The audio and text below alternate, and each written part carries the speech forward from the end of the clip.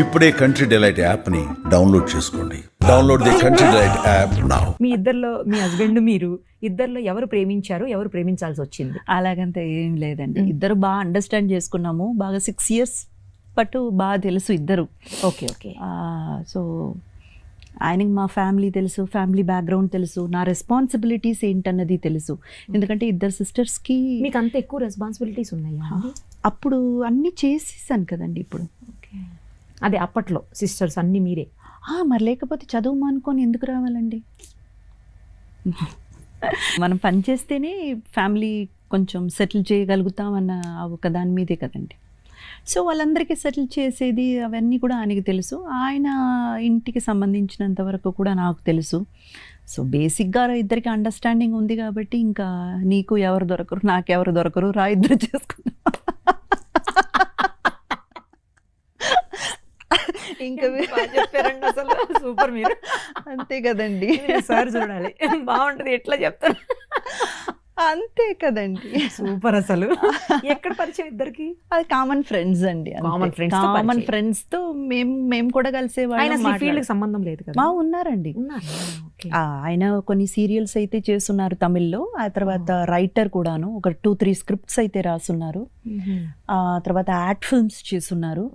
కానీ మెయిన్ అయితే అది కాదండి. మా మావయ్య గారిది బిజినెస్ ఉంది, ఎక్స్పోర్ట్స్. మా బావ ఏమో కాలిఫోర్నియాలో ఉంటారండి. మా ఆయన వాళ్ళ అన్నయ్య గారు కాలిఫోర్నియాలో ఉంటారు. ఆయన అయితే అక్కడ యూరోపియన్ కంట్రీస్ చూసుకుంటారు. మా మావయ్య మా ఆయన ఇక్కడ ఇంటర్నేషనల్ ఎక్స్పోర్ట్స్ అండి. అయితే ఆ బండిల్స్ అండి, మెటీరియల్ బండిల్స్, అది కార్గో చేయడం, షిప్మెంట్ చేయడం, అవన్నీ ఇక్కడ సౌత్ ఈస్ట్ ఏషియన్ కంట్రీస్ ఈయన మా మావయ్య గారు చూసుకుంటారు.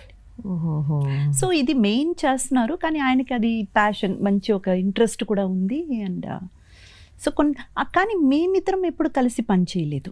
అదే అడగబోతున్నా. మేమిద్దరం కలిసి పనిచేసి అలా కాదండి, జస్ట్ కామన్ ఫ్రెండ్స్తో అలాగా ఒక ఫ్రెండ్గా పరిచయం అంతే.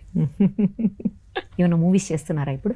ఆఫ్ కోర్స్ అండి, ఒక 2-3 మూవీస్ చేస్తున్నానండి. ఒకటి ఒకటి వచ్చేసి మాచర్ల నియోజకవర్గం అని మన నితిన్ గారు మూవీ, ఆ మూవీ ఒకటి చేస్తున్నాను.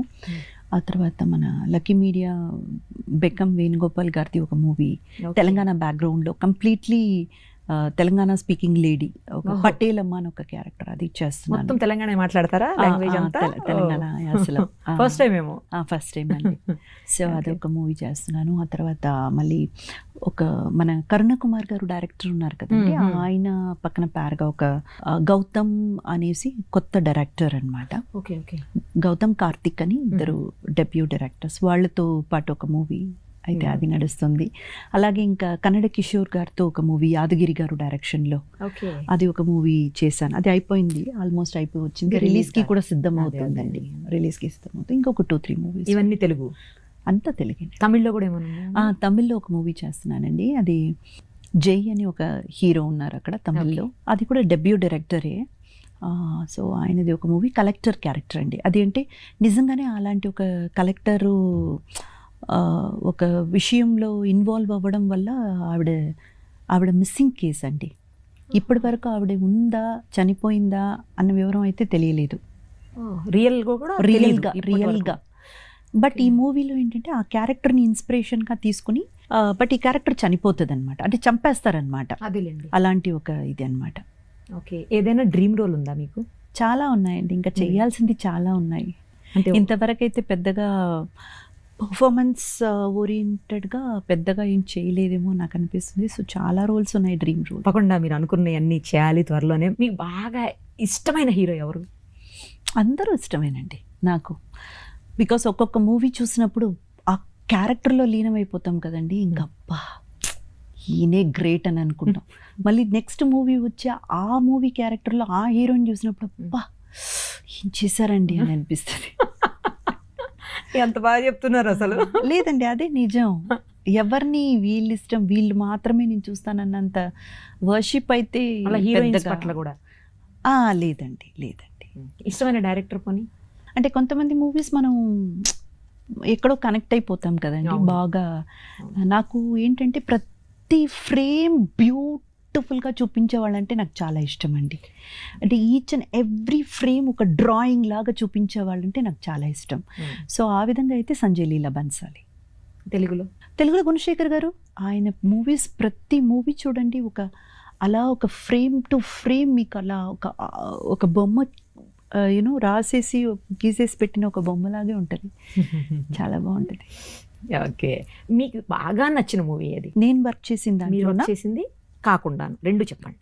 నాకు చాలా ఇష్టమైన మూవీ నేను చేసింది సొగసు చూడతరమా అండి. సొగసు చూడతారు, గుణశేఖర్ గారిది, నరేష్ గారు కదండి? నరేష్ గారు, సీనియర్ నరేష్ గారు. అదే. సో ఆ మూవీ నా కెరియర్లో నేను చేశానని చాలా గర్వంగా చెప్పుకునే మూవీ అయితే ఆ మూవీ అండి. నాకు చాలా ఇష్టం అనమాట. మీరు చాలా బాగా కనిపిస్తారు. అవునండి కదా. అవును, గుణశేఖర్ గారు అండ్ మన డిఓపి వచ్చేసి గుణశేఖర్ గారు అండి ఆ మూవీకి. ఓకే, నాకు అంత ఐడియా లేదండి, కొట్టకండి ఇప్పుడు. నాకు నిజంగా తెలియదు ఆయన డైరెక్టర్, కానీ నాకు ఆ మూవీ చాలా ఇష్టం. ఎందుకంటే ఆ మూవీలో మీరు బాగుంటారు. అఫ్ కోర్స్ యమలీలలో కూడా బాగుంటారు. నేనే చెప్పానుగా నరేష్ గారని. అవునా? చూడకపోతే ఎట్లా చెప్పాను నేను నరేష్ గారని కదా? అవునా కాదా చెప్పండి. నరేష్ గారు అని చెప్పానా చెప్పలేదా? నాకు కొంచెం టైం ఇవ్వండి, ఇది డైజెస్ట్ మీరు ఇద్దరు యాక్ట్ చేశారు. ఒక్కటి మాత్రం గుణశేఖర్ గారు వినకూడదు, పాప మనిషి చచ్చిపోతాడు. అయ్యో,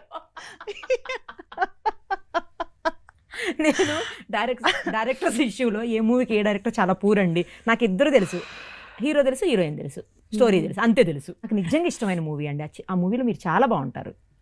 ఓకే, నరేష్ గారు అని చెప్పానా లేదా చెప్పండి. మీరు బాగుంటారని చెప్పానా లేదా?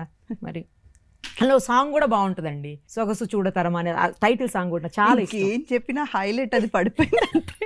ఇంకేం చెప్పినా మీరు వినరు. నేను వినడం కాదు, ఆయన ఇప్పుడు మీరే ఈ బిట్ కట్ చేసి గుణశేఖర్ గారు పంపించేలాగున్నారు. లేదండి ఆ తప్పు చేయను. మీరు యాక్ట్ చేసినవి కాకుండా వేరే మూవీస్ అంటే ఏది ఇష్టం? కలేజా, మహేష్ బాబు గారు. త్రివిక్రమ్ గారిది.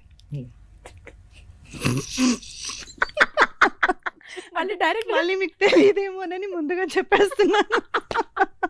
నాకు అక్కడ మహేష్ బాబు, అనుష్క మాత్రమే వాళ్ళిద్దరే తెలుసు. కానీ నిజంగా మంచి మూవీ అండి, మంచి కామెడీ మూవీ. మహేష్ బాబు గారి డైలాగ్స్ అన్ని పంచులు ఇమ్మీడియట్గా ఒకదాని తర్వాత ఒకటి టప్ టప్ టప్ టప్ అని వేసేస్తారు ఆయన. అంటే ఆ కాన్సెప్ట్ ఒక ఊరికి సంబంధించిన పిల్లల్ని కాపాడే, వాళ్ళని కాపాడే, అది ఓకే. మీరు చెప్పండి మీకు ఎందుకు నచ్చిందో. ఇప్పుడు దేవుడు అనేవాడు ఎక్కడో బయట లేదు, నువ్వే దేవుడు. నువ్వు మంచి అనుకుంటే నువ్వే దేవుడు, మంచి చెయ్యాలనుకుంటే నువ్వే దేవుడు. దేవుడు అనేది ఎక్కడో బయట వెతకాల్సిన అవసరం లేదనేది చాలా లోపల డీప్గా చూస్తే ఫిలాసాఫికల్గా చాలా డెప్త్ ఉన్న మూవీ అండి అది. బయట అట్లా మీరు చెప్పిన ఈ విషయాలు కనబడతాయి కానీ నిజం అది కాదండి. ఆ మూవీలో మనం అర్థం చేసుకోవాల్సింది ఏంటంటే ప్రతి ఒక్కడు శివుడే. అంటే అనుకోసామి జరుగుతుంది అంటారు కదండి, అవి మన కోసం కాదండి, ఎదుట వ్యక్తి కోసం. కానీ అది కంప్లీట్గా అనుకోవాలి, గట్టిగా అనుకోవాలి, చాలా గట్టిగా అనుకోవాలి, తప్పకుండా జరుగుతుంది. అది చాలా విషయాలు ఉన్నాయిలేండి, బట్ బయట చూస్తే అది ఫ్రాక్షన్స్ అట్లాగే కనబడతాయి. అది ఈ మూవీయే కాదండి, త్రివిక్రమ్ గారిది మీరు ఏ మూవీ తీసుకున్నా లోపల ఆధ్యాత్మిక విషయం ఒకటి ఉంటుందండి. అదే మెయిన్ పాయింట్ అయి ఉంటుంది. ఆయన ఎంత డీప్ థాట్ ఉన్న వ్యక్తి అనేది చాలా తక్కువ మందికి అర్థమవుతుందండి. ఆయన one of the best writers కాదండి, one of the best thought provoking director we have today. Trivikram గారి మూవీలో ప్రతి మూవీలో కూడా అండి ఎక్కడో ఒక చిన్న ఆధ్యాత్మికమైన ఒక పాయింట్ ఉంటుంది, ఒక ఫిలాసాఫికల్ థాట్ ఉన్న ఒక పాయింట్ ఉంటుంది, దాని చుట్టే కథ ఉంటుంది. కానీ ఆ కథ చాలా ఎంటర్టైనింగ్గా, చాలా హ్యాపీగా రన్ అవుతూ వెళ్ళిపోతుంది. బట్ నిజం చెప్పాలంటే అండి అది ఎమోషనల్గా చాలా డీప్గా ఏదో ఒక పాయింట్ టచ్ చేస్తూ వెళ్తుంది.